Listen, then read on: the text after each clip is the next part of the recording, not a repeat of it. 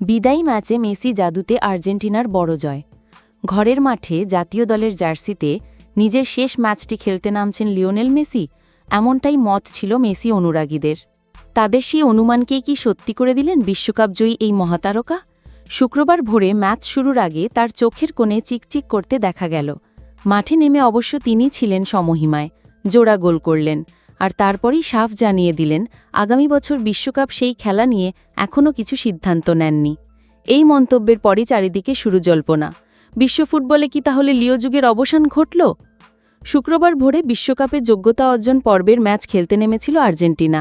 ইতিমধ্যে তারা বিশ্বকাপ খেলার টিকিট পেয়ে গিয়েছে, কিন্তু ম্যাচে নামার আগেই মেসি জানিয়ে দিয়েছিলেন যে এই ম্যাচটা খুব স্পেশাল হতে চলেছে, কারণ যোগ্যতা অর্জন পর্বের শেষ ম্যাচ ওটা। LM10-এর এই মন্তব্যের পরই শুরু জল্পনা। ঘরের মাঠে আর্জেন্টিনার হয়ে হয়তো আর ম্যাচ খেলতে নামবেন না তিনি, তবে আগামী বছর বিশ্বকাপটা হয়তো খেলবেন, তারপর ফুটবলকে বিদায় জানাবেন ফুটবল রাজপুত্র।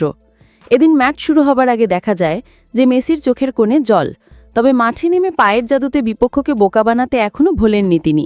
ম্যাচের প্রথম গোলটি এসেছিল তার পা থেকে। আলতো করে গোলের জাল জড়িয়ে দেন ম্যাচের ৩৯ মিনিটে। গোটা স্টেডিয়াম তখন উচ্ছ্বাসে ফেটে পড়ে। ম্যাচের ৮০ মিনিটে ফের আবার গোল করেন লিও। এদিন ম্যাচ দেখতে স্টেডিয়াম পুরো ভরে গিয়েছিল। বাবার খেলা দেখতে হাজির ছিল মেসির সন্তানেরাও। ভেনেজুয়েলাকে ৩-০ গোলে হারানোর পর মেসি বলেছেন, বয়সের কথা মাথায় রাখলে যুক্তি বলে যে আগামী বছর বিশ্বকাপে আমি খেলতে পারবো না, কিন্তু বিশ্বকাপ প্রায়ই এসে গিয়েছে, আমিও সেটা খেলতে খুবই আগ্রহী। তবে আমি একটা ম্যাচ ধরে ধরে এগোতে চাই। আমি যদি মাঠে নেমে খেলাটা উপভোগ করতে না পারি, তাহলে আমি নিজে থেকেই সরে দাঁড়াবো। মেসির সাফ কথা, বিশ্বকাপে খেলা নিয়ে এখনও কোনো সিদ্ধান্ত নেননি তিনি।